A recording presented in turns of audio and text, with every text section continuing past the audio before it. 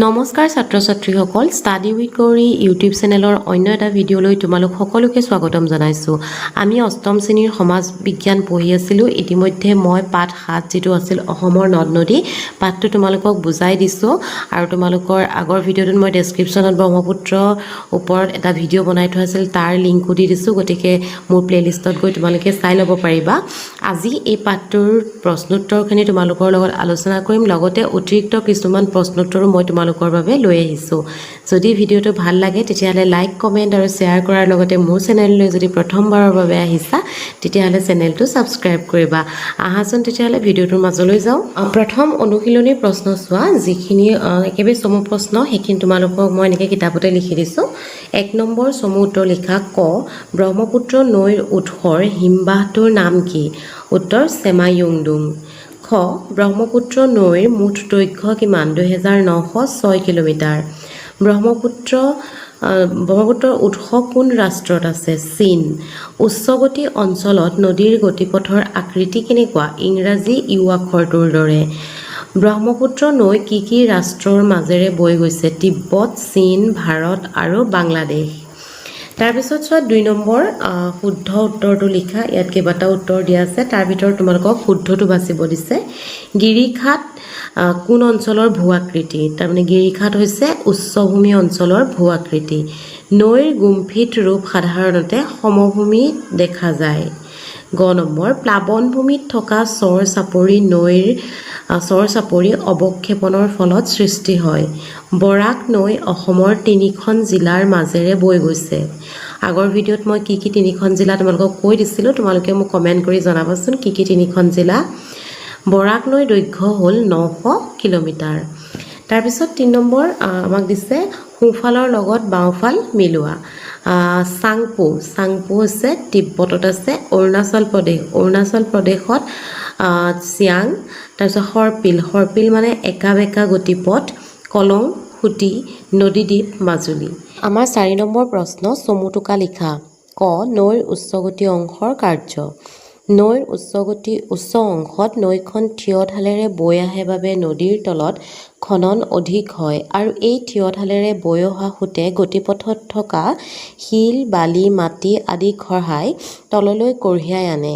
এই অংশত নদীৰ গতিপথৰ আকৃতি ইংৰাজী ইউ আখৰৰ দৰে হয়। খ নম্বৰ, নৈৰ মধ্যগতি অংশৰ কাৰ্য।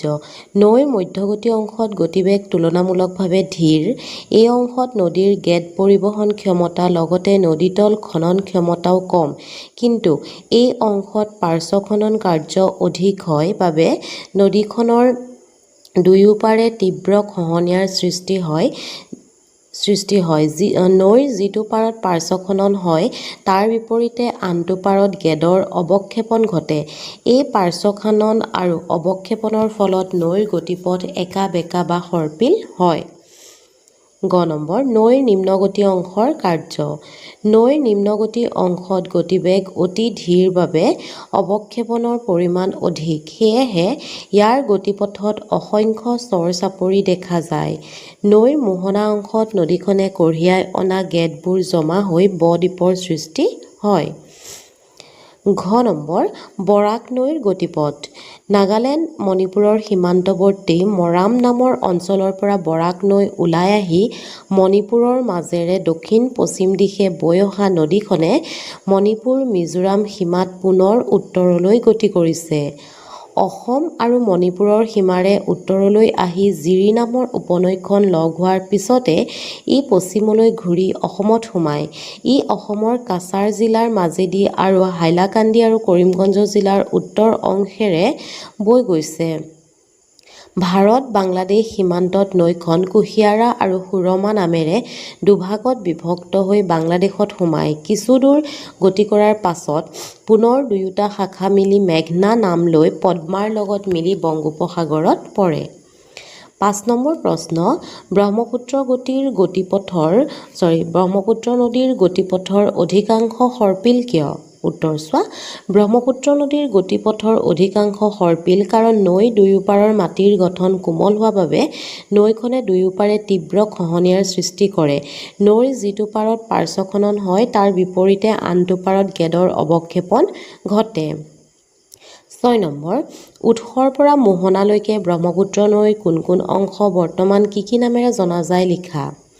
উত্তৰ চোৱা, ব্ৰহ্মপুত্ৰ নৈ তিব্বতৰ কৈলাশ পৰ্বতৰ ওচৰৰ চেমা য়ুংডুং নামৰ এটি হিমবাহৰ পৰা উৎপত্তি হৈছে। ইয়াত নৈখনৰ নাম চাংপো। নৈখনে ইয়াৰ পিছত নামচা বৰুৱা নাম লৈ অৰুণাচলত প্ৰৱেশ কৰিছে। অৰুণাচলত ইয়াৰ নাম চিয়াং। পাছিঘাটত ইয়াক কোৱা হয় দিহং। শদিয়াৰ পৰাই নদীখনক ব্ৰহ্মপুত্ৰ হিচাপে জনা যায়। অসমৰ ধুবুৰী পাৰ হৈ বাংলাদেশত ই পদ্মা নাম লৈ কিছুদূৰ বৈ গৈছে। ইয়াৰ পিছত পূবৰ পৰা অহা বৰাক নৈৰ মেঘনা অংশৰ লগত মিলি বংগোপসাগৰত পৰিছে। এইখিনিয়ে হৈছে তোমালোকৰ পাঠভিত্তিক প্ৰশ্নোত্তৰখিনি। এতিয়া মই তোমালোকক অতিৰিক্ত কিছুমান প্ৰশ্নোত্তৰ তোমালোকৰ বাবে লৈ আহিছোঁ।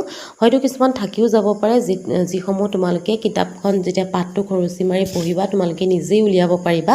গতিকে যিখিনি থাকি গৈছে সেইখিনি তোমালোকে নিজেই উলিয়াই লিখি ল'বা। মই যিমান পাৰোঁ যৎপৰোনাস্তি চেষ্টা কৰিছোঁ তোমালোকৰ বাবে সকলোখিনিয়ে উলিয়াই আনিবলৈ, আৰু যিমান পাৰোঁ তোমালোকক সুন্দৰভাৱে ভিডিঅ'টো আগবঢ়াবলৈ যত্ন কৰিছোঁ। সম্পূৰ্ণ ভিডিঅ'টো চাবা বুলি আশা থাকিল। এতিয়া চোৱা, অতিৰিক্ত প্ৰশ্নোত্তৰ 1 নম্বৰ চোৱা, বৰাক নৈৰ উৎস কি? নাগালেণ্ড মণিপুৰৰ সীমান্তৱৰ্তী মৰাম নামৰ অঞ্চল। অসমত সোমোৱাৰ আগত বৰাক নদীৰ লগত কি উপনৈ লগ হৈছে? জিৰি। বৰাক নদীয়ে অসমৰ কোন কোন জিলা চুই গৈছে? কাছাৰ, হাইলাকান্দি আৰু কৰিমগঞ্জ।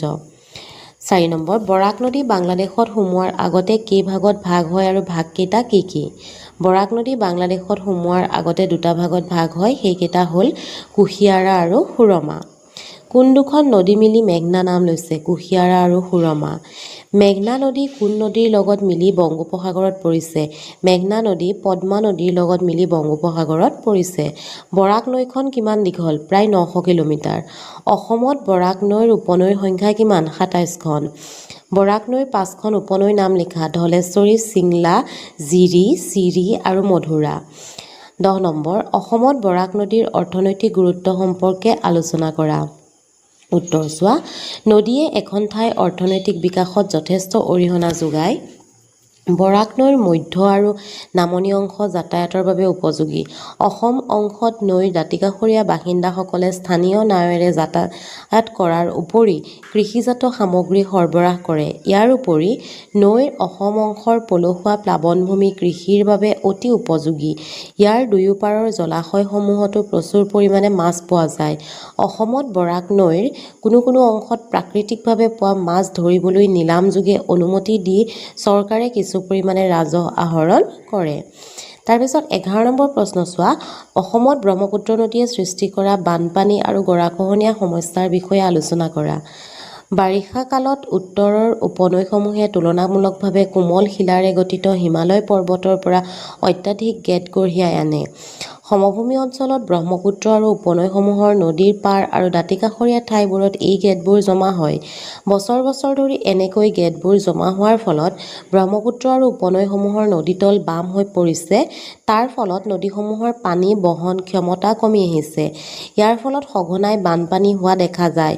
অসমত সঘনাই হোৱা বানপানীয়ে ঘৰ-দুৱাৰ, জীৱ-জন্তু আৰু কৃষি পথাৰ আদিৰ বিস্তৰ ক্ষতি কৰি আহিছে। ব্ৰহ্মপুত্ৰৰ দাঁতিকাষৰীয়া অঞ্চলৰ তৃণভূমিসমূহ ধ্বংস হোৱাৰ ফলত গৰাখহনীয়াৰ প্ৰকোপ বাঢ়িছে। ইয়াৰ উপৰি প্লাৱনভূমিত ঘৰ-দুৱাৰ, আলিবাট, দলং, মথাউৰি আদি নিৰ্মাণৰ ফলত নৈৰ স্বাভাৱিক গতি বাধাগ্ৰস্ত হৈ গৰাখহনীয়াৰ সৃষ্টি হৈছে। তাৰপিছত 12 নম্বৰ প্ৰশ্ন চোৱা, ব্ৰহ্মপুত্ৰ নদীৰ অৰ্থনৈতিক গুৰুত্ব সম্পৰ্কে আলোচনা কৰা।